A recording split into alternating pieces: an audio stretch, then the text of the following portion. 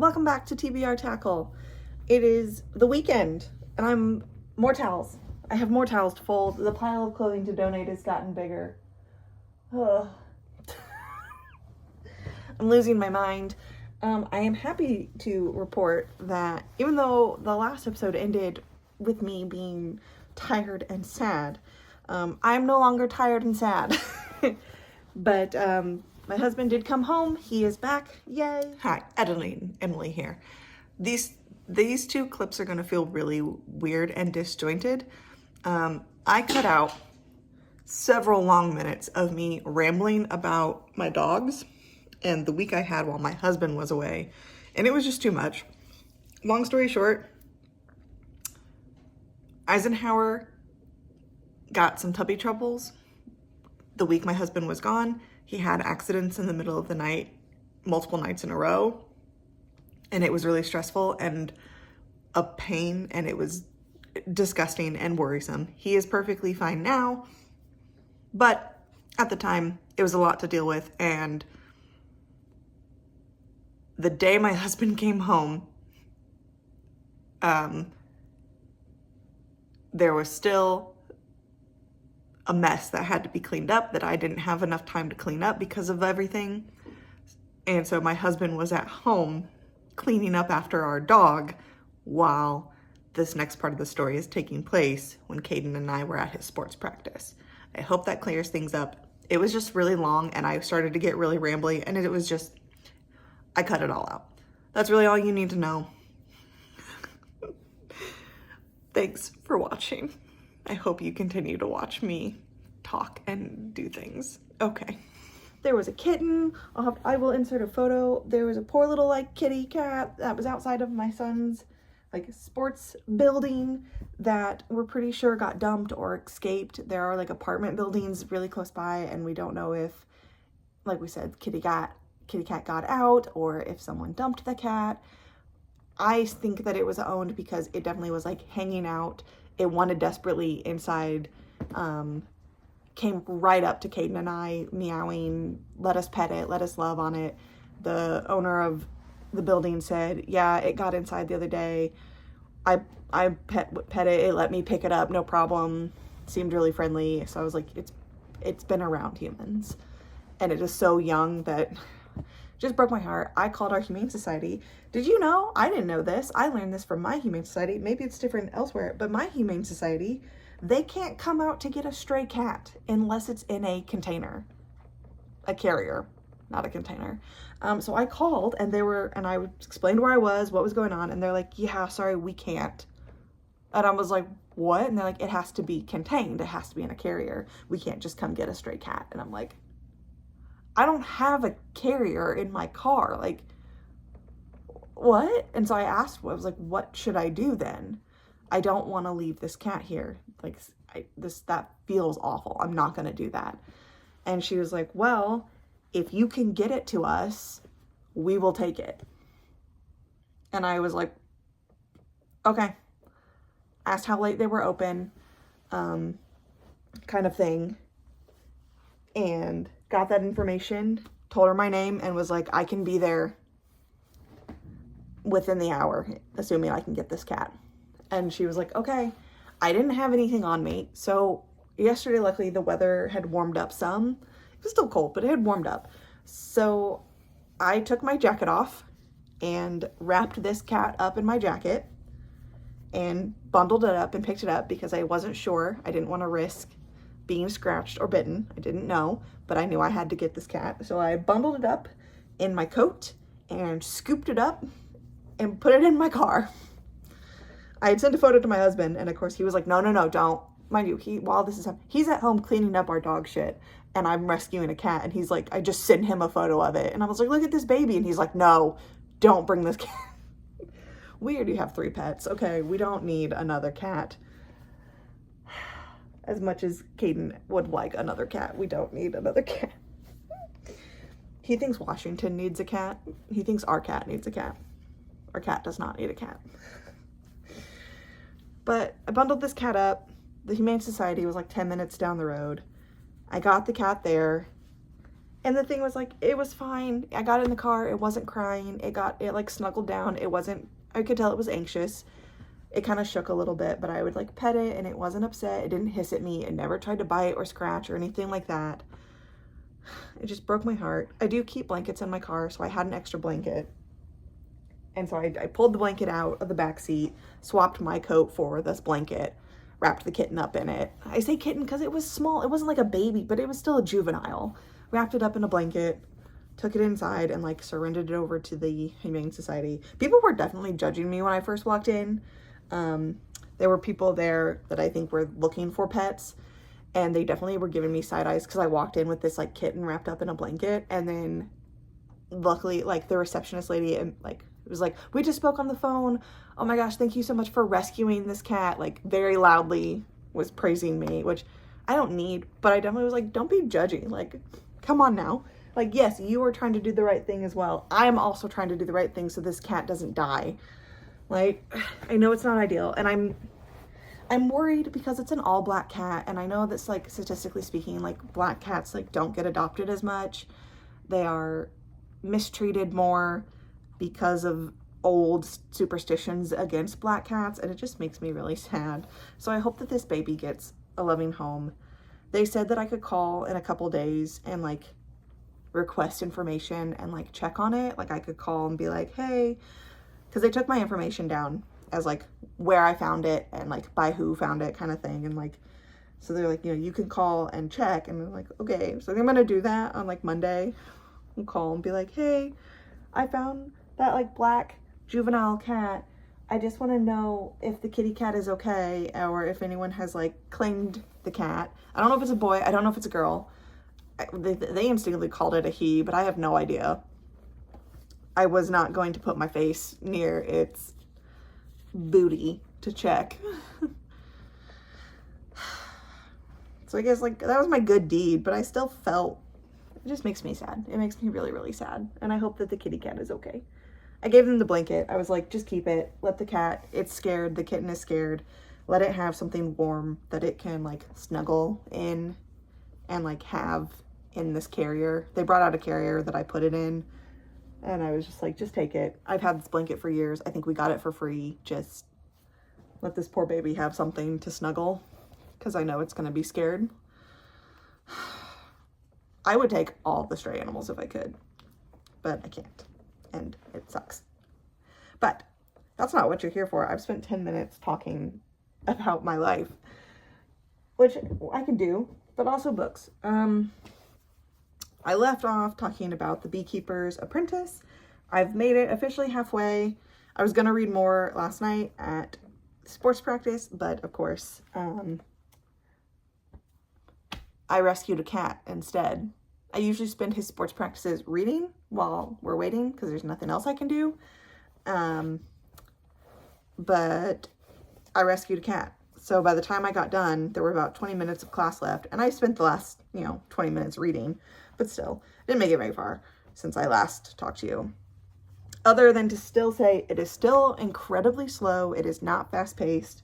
We've addressed the kidnapping situation, and like, they rescued the little girl, which is great, but I have no idea where this is gonna go next. Like, there have been some foreshadowing, which I think is very clever, and I like where she was saying like, it was like, oh, these events are taking place in August of this year, and if only we knew what would happen in December. So then I'm like, oh, what happens in December? So we got through like August, and now we're just about to start December. So we will see. I'm not sure what's about to happen. I still really enjoy it. I still feel the way I feel about the other stuff that I already waxed on about for way too long. Still upsets me. And yeah, there's that.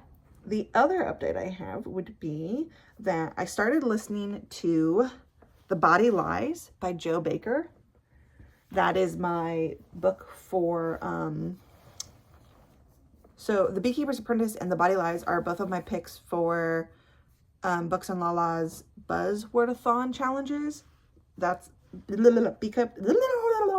Beekeeper's Apprentice is for pattern on the cover because of the honeycomb, and then The Body Lies is because it's supposed to be like truth or lies in the title, and it has the word lies. And so far, I think about halfway through the audiobook, it is interesting. It's kind of like I had to look up like what dark academia meant because I wasn't quite sure. I would say it has like a dark academia setting where we are following a woman who is a writer, and she has gotten a job teaching a creative writing class at a university in this like England place, set in England, whatever. So she has moved into the country with her son, and she and her husband are doing like kind of like a long distance thing where he stayed behind in London and she has moved out to the country with their 3-year-old son. And while she's teaching this creative writing class, and it is kind of bound, we have different like point perspectives, but not, it bounced between first person where she is actively talking to us, our main character is talking to us, and do we know her name? I don't know.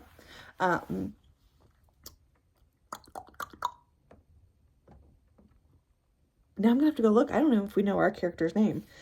Surely we do. But she is teaching this class, and it's a very small class. There's like 5 students in it, and interspersed, so we get her first person narrative as she's talking about the events that are happening. Then we'll get little snapshots of, there's this third perspective, this third person like perspective we're getting about like, I'm assuming a dead body. I don't know. We haven't gotten very many of those. There's only been like two or like that's where like the title came in, where it's like The Body Lies is like page 1. So we're like, okay, what does that mean? And then we're also getting some snippets of her students writing. So we're getting pieces of like their novels, which is very interesting. I make it sound like it's more disjointed. It's not. It's cohesive. So it'll be like, she talks for like a chapter, and then it'll open with a section of one of her students writing, which then leads into like, as if they just read it out loud with the class, and then it jumps back to her perspective of they're having like a class discussion about the student's work. It's very interesting. It does have some heavy topics in it. It straight up, I will say, it opens with an assault. It opens with our character being pregnant, and she's like walking home, and a man attacks her and attempts to sexually assault her, and she like fights him off, but he does then physically assault her and like punches her in the face. And that is how the book opens. So that was a little shocking. I was not prepared for that. So I do share that with others because I think that is important to share. And I did just read a passage where there is a sexual assault that does happen and is part of the narrative. I would actually go so far to say as it is rape. So there is that content, just to be completely transparent. I will share more trigger warnings when I finish the book, as I've like read it and I know all of them, but that is in there. So it is some heavy content, and there are a lot of conversations about female bodies and female like agency. So that's where this book is going. It is very much heavy on talking about women's body and who, the perception of who owns women's bodies and things like that. So that's, I wanted to also, the last one I wanted to mention is this, The Dark Lord Clementine. This is my book that I'm reading that has a color in the title. I'm using Clementine as the color, and we are following Clementine. This is her, and she is the Dark Lord in training, basically. And she, her dad has been put under a curse, and while he's trying to like break his curse, it's up to her to kind of continue on the Dark Lord ways. And it's just her mishaps. And as she is attempting to kind of like keep their Dark Lord ship running and afloat, and survive, and also she is kind of trying to figure out how to help her dad against to break the curse, and it's just following her little adventures. And we have met Clementine and Sebastian and Darka, and there's a sheep that talks. It's cute. I'm actually really enjoying it. Kaden and I are reading this together. We read about a chapter at night before bed. Sometimes we read, like last night we read 2 chapters because he got ready for bed early and we had extra time, so we read 2 chapters together. But it is really fun. We are halfway through. We are a little over halfway through. I'm really, really enjoying it. I think he is too. It is a little tongue-in-cheek at points, and it is delightful to me when I'm reading to hear him chuckle and to hear him like giggle. So I know he's having a good time. I read it out loud to him. He gets all comfy in bed. I sit at the foot of his bed and I read it out loud to him. So I try and use different voices and characters. We get into it. It's a lot of fun. So once we finish it though, I will have him come up and share what he thinks about it, because I just think that he will want to talk about it, and that's really exciting. We're about to start chapter 16. We've got about 8 or 9 chapters left, so we will finish it before the end of the month, which is really exciting. But that's it. I'm gonna go now because I finished my towels. They need to be put away. I've got some other laundry I need to take care of before I can sit down and relax. So I'll check in again soon.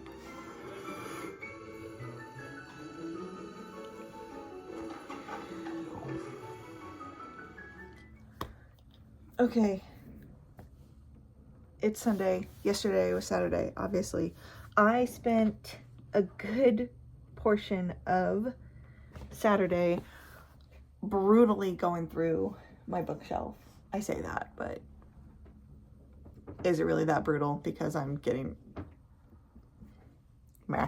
Anyways, I'm just gonna really quickly go through everything I'm unhauling, because I sat down and I pulled out my reading journal and looked at all of like the challenges that I have coming this year. And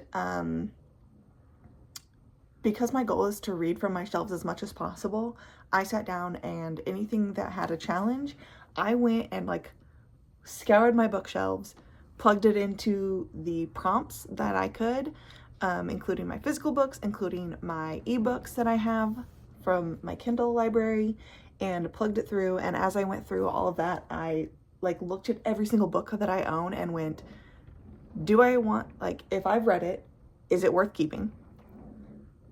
And if I haven't read it, do I want to read it? And that's where I landed on. And if the answer was yes, I want to read it, or yes, I want to keep this because I loved it, it stayed on the shelf. And if the answer was I don't want to read this, I pulled it off. Or if it was I'm never going to reread this, I don't need to own this anymore, I pulled it off the shelf. These are all going to be donated either to my library, to a little free library, or to my friend who is a bookseller so that she can do with them as she wants. We always go those channels first, and then they get taken. So no explanation, just here we go. Going Dutch, DNF'd last year, don't need it. The Fallen Omnibuses 1 and 2 by Thomas E. Snygoski, The Fallen and Leviathan, and then Airy and Reckoning. I read these in high school, don't remember anything about them, never gonna touch them again. Sadly, we have The Kite Runner by Khalid Hosseini. Beautiful, absolutely gorgeous. Again, read this high school. I've read this before. I'm never going to read this again because it wrecked me, and I don't need to do that to myself. Especially now that I have a young son, I have realized that anything that does harm to like young boys or young men, I cannot handle. So no. The Night Circus by Erin Morgenson. I do want to read this, but I have multiple copies of it, and I don't need multiple copies of it. So one of them is being donated. Catherine House by Elizabeth Thomas. Read this last year, didn't like it. I won a competition at work, and this was my prize. I'm not going to read it again. Soundless by Rochelle Mead. I got this from an Owl Crate box. I read it. Don't remember a lot about it. YA, not going to read it again. Caden's not interested in it either. Ireland by Frank Delaney. Never read it. Not going to. In the Time of the Butterflies by Julia Alvarez, author of How the Garcia Sisters Lost Their Accents. Read this a long time ago in high school. I'm not going to read it again. Plus, I believe the person who wrote this, like one of the people that this book is about, has come out and said that she does not like this book, or like the way that it was written about her family, I believe. So I don't need it. The Cuckoo's Calling by Robert Galbraith, which we now know is actually a pseudonym for J.K. Rowling. I read it. I'm not going to continue the series. I don't want to support this author. That's all I'm going to say. And then we have What If by Randall Munroe. Serious scientific answers to absurd hypothetical questions. I bought this book a long time ago thinking that me and my husband, at the time boyfriend, would like read it together, and we never did. So, and I'm not going to read it on my own. And then we have this Darth Vader and Son book by Jeffrey Brown. Oh, now we're moving into like books we've pulled off of Caden's shelves that he's outgrown, that we don't need but can go to loving homes. Darth Vader and Son, cute, don't need it. Crap ton of Dr. Seuss books. Are You My Mother, The Cat in the Hat, and The Cat in the Hat Comes Back. ABC book. We have some chapter books that he either won't read or does not want to read or has outgrown again. We've got Championship Ball by Coach Claire B. He's not interested in. Wish Tree by Catherine Applegate. He read this and I think he liked it, but is not interested in like reading it again. War Stories by Gordon Corman. If we're being honest, my husband bought this for him and he did not want to read it at all. And I don't blame him. I'm not going to make him keep it. We've got The Volcano Disaster by Peg Carrot. Hoops by Walter Dean Myers. The Runaways by Zilpha Keatley Snyder. They have been well loved. They need to go to homes where they will continue to be well loved.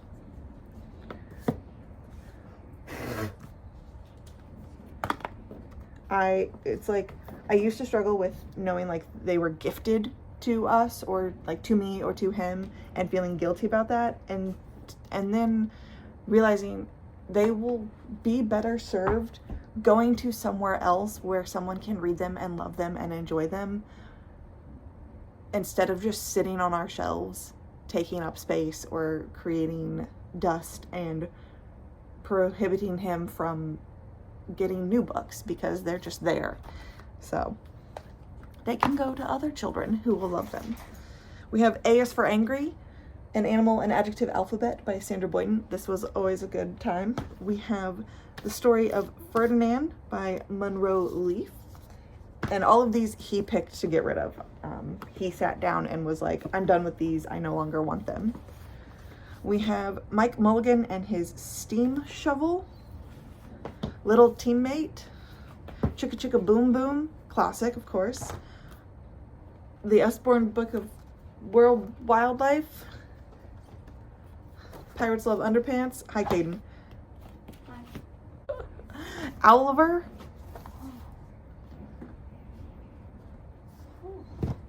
And then, like, these break my heart because I bought them for him. We loved these. Press Here.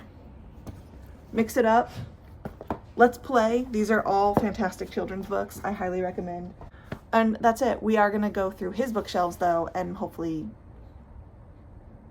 pull more, just so we can create more space in his room, because his bookshelves are overflowing, and it's becoming a problem. We have no more room for his books either. So I am once again on my bedroom floor folding laundry. Listen, there's always laundry, isn't there? That's just a fact of life, isn't just, there's always laundry. There's always something to fold. There's always something to clean forever and ever. Anyways, this is hopefully a quick update because I finished The Body Lies last night. The Body Lies by Joe Baker, and it was almost a 5. I think I'm gonna give it a 4.5. So close. How do we talk about this book? It is not for everyone. I already mentioned that it covers some really heavy things, that the book opens with a physical assault, that there is a sexual assault on page. It is very briefly described. It is not graphic, but it is there, and that becomes a reoccurring part of the narrative. So if you have trauma surrounding that, just know that becomes a key part of the narrative. It happens about halfway through the book and then continues to be a factor for what is happening. And one of her students comes in, and his whole shtick is that he only writes the truth. But it's fiction. But he only writes the truth, and he won't write anything that's not true. And eventually, though, and this is not a spoiler, it's in the synopsis, he starts to insert her into his story, and it gets dark. And we start kind of this almost cat and mouse kind of game where he becomes stalkery and is like obsessed with her, and it becomes very, very tense. So like I said, I love this conversation about, again, women's bodies and women's power and autonomy, and how women are viewed through lenses, typically through the eyes of men, and how the topics of like misogyny and sexism are prevalent throughout this book. And I think the author does a fantastic job of highlighting all of the little ways that men feel entitled to women and to women's spaces, to women's power, to women's body. And that resonated with me a lot.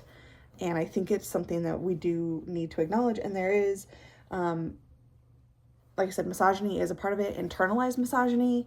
And she also does, I think, a great example also highlighting how even women, we can have internalized misogyny where, you know, we put other women down so that we can get ahead, or so that a man will pay attention to us or give us a voice or give us attention. And that's also a key part. Like, one of the female characters in this book is essentially jealous of our main character, and so she becomes not aggressive, but, you know, like files a complaint against her because she doesn't like the attention that her professor is giving to a male student.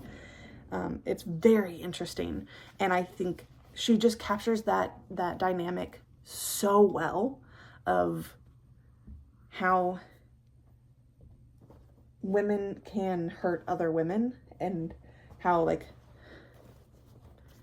patriarchy and like toxic masculinity, all of that, and like, but how like that hurts everyone. It hurts not just the women that are affected, but it hurts men as well, and it hurts other women. It's, yeah, I'm just rambling, but she does such a great job of that. And it's in small ways of like, yes, we open with a physical assault on our main character, and that traumatizes her, and it's part of why she like wants to leave, and she wants to get out and go somewhere else, because she can't separate what happened with moving forward with her life, and ends up in this situation. And then it's like small things where like her boss is a guy, and he is constantly like touching her and getting into her space. And it's small things like that where he never outright says anything to her that is gross or inappropriate, but every time we meet him, he will stand in his doorway and like invite her into his office and not move out of the way so that she has to squeeze past him, right? He won't give up his space. He forces her to shrink herself to accommodate him. We have, and then at one point, you know, he is very mistrustful of her and dismissive of her. We have another male character who is constantly asking her to do things for him, and she just says yes, and so he just keeps piling more and more work on her and is seemingly oblivious to the fact that it's too much. Then we have obviously our main character who is a stalker. That's not good. Her own husband is like out of the picture for most of the book, and then when he does, he asks for divorce and is not willing to consider her feelings in the matter. She's asking if they could work things out, and he's just like, nope, this is how it is, we're divorcing, and won't listen to her until at one point she gets injured, and then suddenly he feels like he has to take care of her, so then he's willing to make the marriage work because he has to take care of her.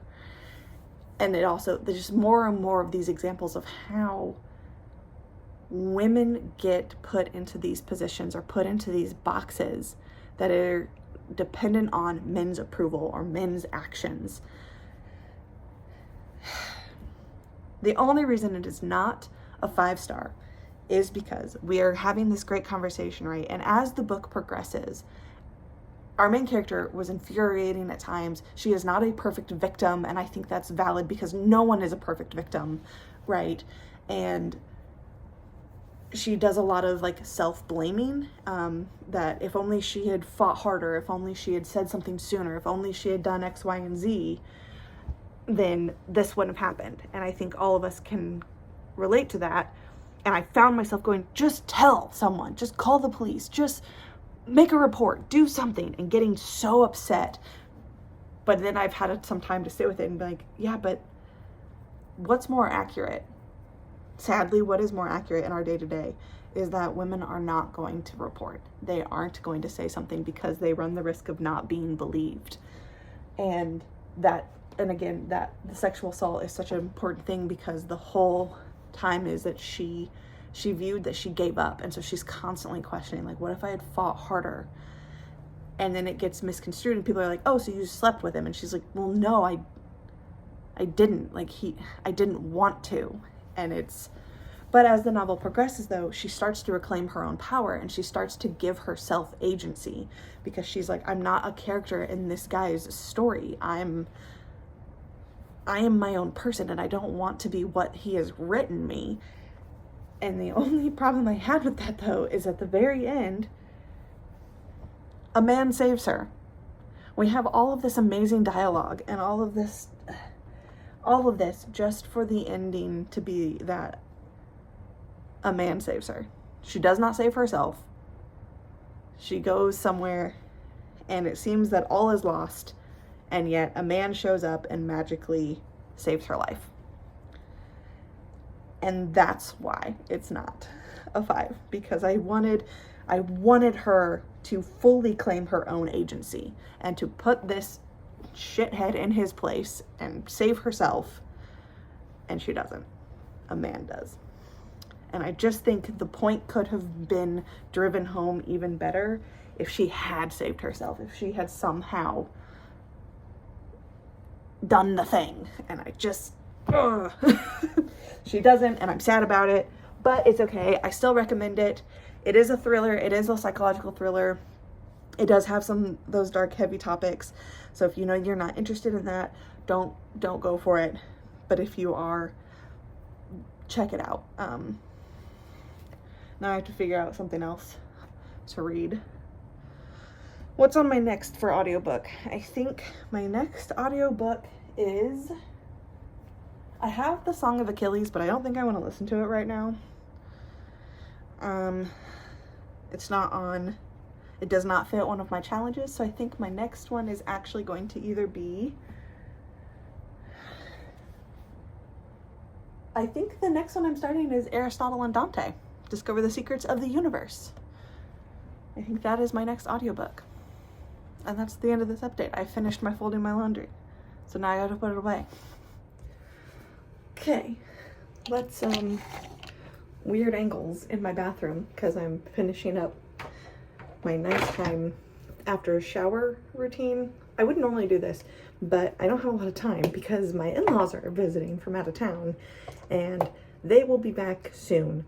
They are out with Caden, but they will be back soon. And I really want to film this clip because it's Thursday and this is the wrap-up day. Plus, I finished 2 books and that's really exciting. So, I have finished The Beekeeper's Apprentice by Lori R. King, and I loved it, of course, but like I said, the highest I can give it is a 4.5 because of the blackface and like racial stereotyping. Nope. I already went through all of that. I'm not gonna discuss it again, but that's why. I just can't, in good conscience, do that. But I loved everything else. I loved the book. I loved the storyline. I love Mary. I really love the dynamic between Mary and Sherlock. So 4.5 for me.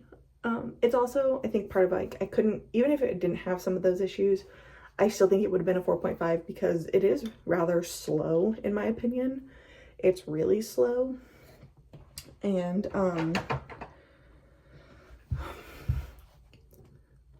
some of the language is like really archaic, and at times I was a little confused as to what was going on, but that's okay. I think it definitely added to the overall atmosphere of it, and other than that, top notch. I don't want to say much more because I did really, really like it. If it had just taken out that one bit, I think I would have given it 5 stars. And if the writing was a little bit different, but like, I do recommend it. Check it out if you want like a good mystery, or if you like the Sherlock Holmesian kind of thing. It is set in the early 1900s. I don't know, I really, really liked it. I liked it a lot. So I finished that. The other book that I have consumed and finished in the span of 2 days was Aristotle and Dante Discover the Secrets of the Universe. Oh my god. I finished it earlier today, like just a couple hours ago, and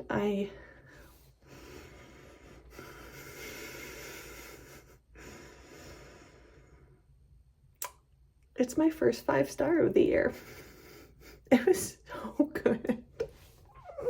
We are following Aristotle, also known as Ari, and Dante, and they are 2 teenagers living in Texas in the 80s, I believe, and it is a YA novel. It is a coming of age for mainly Ari, and we are, it's so good. Ari is a young 15-year-old boy who is angry and he's depressed and he feels alone. He is the youngest of 4 children. His older siblings are all 11 to 12 years older than him. He has 2 older twin sisters that are grown and out of the house and married and have kids of their own. And his older brother is in prison and no one talks about his brother. They all act as if his brother does not exist because of whatever bad thing he did that landed him in prison. So they don't talk about him. Ari doesn't know anything about him, doesn't remember him because he was incarcerated when Ari was only 4 years old. And he just feels so alone and he feels misunderstood, and he is just chronically depressed and angry. His dad is a Vietnam War veteran who I think has some PTSD, and he feels like he's not understood by his parents, and he feels like he doesn't understand his parents in turn because he and his dad don't talk, and his dad never talks, and his dad never opens up and talks about what happened to him during the war.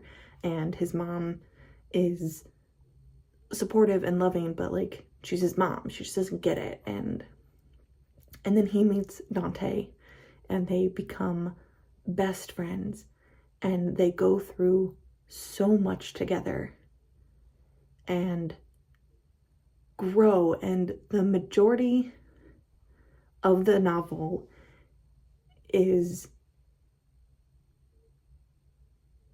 just this beautiful friendship developing on page, and their admiration for each other and their dedication to each other, their loyalty, and just their lives. And as they come into who they are, oh,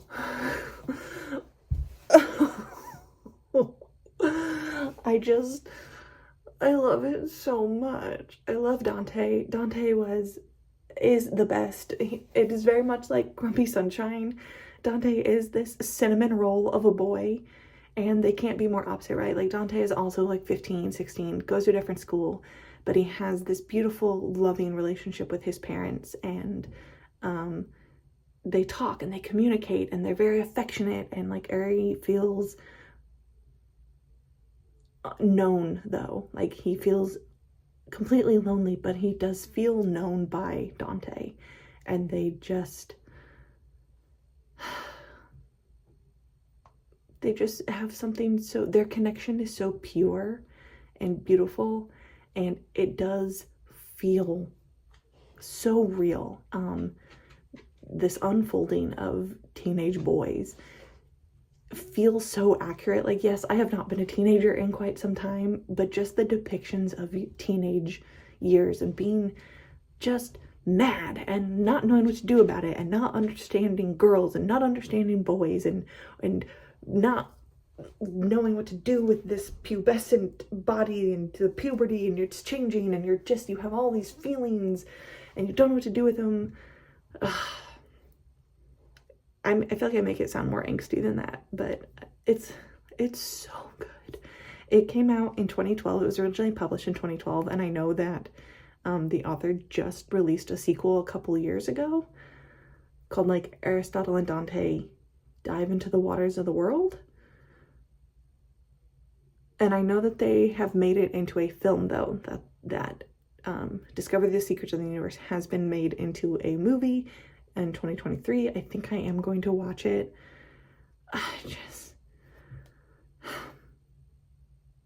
I love it. I think it was beautiful. I think it was so beautiful. And